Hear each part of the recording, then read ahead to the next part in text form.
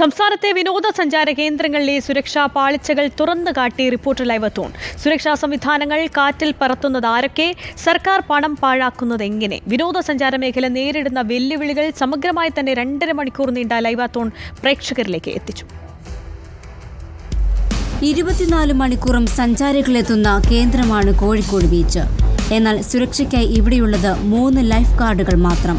കൂടുതൽ സുരക്ഷാ ജീവനക്കാർ വേണമെന്ന ആവശ്യമാണ് ലൈവത്തോണിൽ ജനങ്ങൾ ഉന്നയിച്ചത്. സുരക്ഷ വളരെ മോശമാണ്. ഇവിടെ യാതൊരു നിയന്ത്രണമില്ലാതെ ഒരു പരിഗണനയില്ല. സുരക്ഷിതം പ്രശ്നം തന്നെയാണ്. കാരണം ഇപ്പോൾ ഉണ്ടല്ലോ ചെറിയ കുട്ടികളൊക്കെ ഇറങ്ങി പോകുന്നുണ്ട്. എന്താ സംഭവിക്കുമെന്നും പറയാൻ പറ്റില്ല. സുരക്ഷ ബോർഡൊന്നുമില്ല, ആരും സെക്യൂരിറ്റി ഒന്നും കാണല്ലോ അവിടെ. വർക്കല ബീച്ചിന്റെ പ്രധാന ആകർഷണമായ പാപനാശം കുന്നുകൾ നേരിടുന്ന തകർച്ചയുടെ ആഴം റിപ്പോർട്ടർ അധികാരികളുടെ മുന്നിലേക്ക് എത്തിച്ചു. അമ്മ വർക്കല വന്ന് കണ്ടിട്ട് എങ്ങനെയോട് കൊള്ളാമോ? അപകട സാഹചര്യം ഉണ്ടല്ലോ. ഇല്ല, ഞങ്ങൾ ഇവിടെ നിന്നാ നോക്കിയുള്ളു.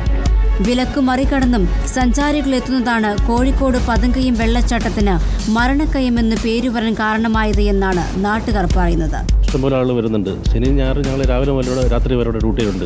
അപ്പോൾ വരുന്നവരെല്ലാം നല്ല രീതിയിൽ പറഞ്ഞ് ഇവിടുന്ന് ഞങ്ങൾ മടക്കി വയ്ക്കാനുള്ളത്. കാരണം ഇവിടെ 21-22 ആളുകൾ മരിച്ചുപോയി ഇതുവരെ. ഇവിടെ ഭയങ്കര കുത്തൊഴുക്കും വെള്ളച്ചാട്ടമൊക്കെയാണ് ഇവിടെ ഉള്ളത്. ഭയങ്കര ഡേഞ്ചറാണ് പുഴയിൽ. എപ്പോഴും വേണമെങ്കിലും മലയിൽ മഴ പെയ്തു കഴിഞ്ഞാൽ വെള്ളം ഇവിടെ വരാം. സീസൺ സമയത്ത് മാത്രം 10 മുതൽ 15 ലക്ഷം വരെ വിനോദസഞ്ചാരികൾ വേമ്പനാട്ട് കായലിലെ ഹൗസ് ബോട്ടുകളിൽ യാത്ര നടത്താറുണ്ട്. എന്നാൽ ഇവിടെ സർക്കാർ തലത്തിലുള്ള സീവേജ് പ്ലാന്റുകളും പ്രവർത്തിക്കുന്നില്ലെന്നാണ് വസ്തുത. ഹൗസ് ബോട്ടുകളുടെ മാലിന്യ സംസ്കരണവുമായി ബന്ധപ്പെട്ട പ്രശ്നങ്ങൾ. കാരണം നമുക്ക് ഇന്നും കാര്യക്ഷമമായ ഒരു മാലിന്യ സംസ്കരണ സൗകര്യമില്ല. കുമരകത്ത് മാത്രമാണ് ഇപ്പോൾ യഥാർത്ഥത്തിൽ പറഞ്ഞാൽ നമുക്ക് മാലിന്യ സംസ്കരണത്തിന് ഉള്ള വഴി. ഇതാണ് തിരുവനന്തപുരം പൂവാർ ടൂറിസം മേഖലയുടെ നിലവിലെ സ്ഥിതി. ബീച്ചിൽ വരുന്നു പോകുന്നു എന്നല്ലാതെ അവിടെ ഒരു ടോയ്ലറ്റ് ബാത്റൂം അങ്ങനത്തെ ഒരു സെറ്റപ്പ് ഒന്നുമില്ല. അവിടെ ബീച്ചിൽ വരിക പോവുക എന്നുള്ളതല്ലാതെ ബോട്ടിൽ വരുന്നവർക്ക് അത്യാവശ്യം ഈ റെസ്റ്റോറൻറ്റിൽ എവിടെയെങ്കിലും കയറി എന്തെങ്കിലും ബാത്റൂമിൽ ടോയ്ലറ്റിൽ പോകാനല്ലാതെ വേറെ സർക്കാർ പ്രത്യേകിച്ചൊന്നും ചെയ്തിട്ടില്ല. കൊല്ലം സാമ്പ്രാണിക്കൊടിയിൽ മാലിന്യ നിർമ്മാർജ്ജനത്തിന് ഒരിടം വേണം. നല്ല ബോട്ട് ചിട്ടിയും രാത്രികാലങ്ങളിൽ വെളിച്ചവും വേണം. ഫ്ലോട്ടിംഗ് ബോട്ടിൻ്റെ അവസ്ഥയെന്ന് പറഞ്ഞാൽ ഇത് കണ്ടില്ലേ, നമ്മൾ ആൾ കയറുമ്പോൾ താന്നു പോവുകയാണ്. അപ്പോൾ ഇത് മെയിൻ്റനൻസ് ചെയ്യാത്തതിൻ്റെയാണ് അതിൻ്റെ ഒരു ഫാൾട്ട് എന്ന് പറഞ്ഞത്.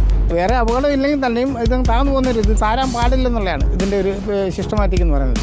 അതാണ് നമ്മൾ ഫ്ലോട്ടിംഗ് ബോട്ട് കെട്ടി എന്ന് പറയുന്നത്. ബാത്റൂമിൻ്റെയൊക്കെ നമുക്ക് അടിസ്ഥാനങ്ങൾ കെട്ടി വന്നേക്കുന്നേ ഉള്ളൂ. ഫൗണ്ടേഷൻ കാര്യങ്ങളൊക്കെ ആയതേ ഉള്ളൂ. അത് ഉടനെ ഇത് പൂർത്തിയാവുമെന്നാണ് നമ്മൾ പ്രതീക്ഷിക്കുന്നത്. അവധി ദിവസങ്ങൾ ആയിരക്കണക്കിന് ആൾക്കാരാണ് നമ്മൾ സാമ്പ്രാണിക്കൊടി സന്ദർശിക്കാനായിട്ട് എത്തുന്നത്. അപ്പം ആ കൈവരിയും കാര്യങ്ങളൊക്കെ നമ്മുടെ ഗസ്റ്റിൻ്റെ സുരക്ഷിതത്വത്തിന് വളരെ പ്രധാനപ്പെട്ട സംഭവങ്ങളാണ്. സംസ്ഥാന വിനോദസഞ്ചാര മേഖലയുടെ ഈ നേർചിത്രം ഞങ്ങൾ പ്രേക്ഷകരെ സാക്ഷിയാക്കി അധികാരികൾക്ക് മുന്നിൽ വയ്ക്കുന്നു. News desk reporter.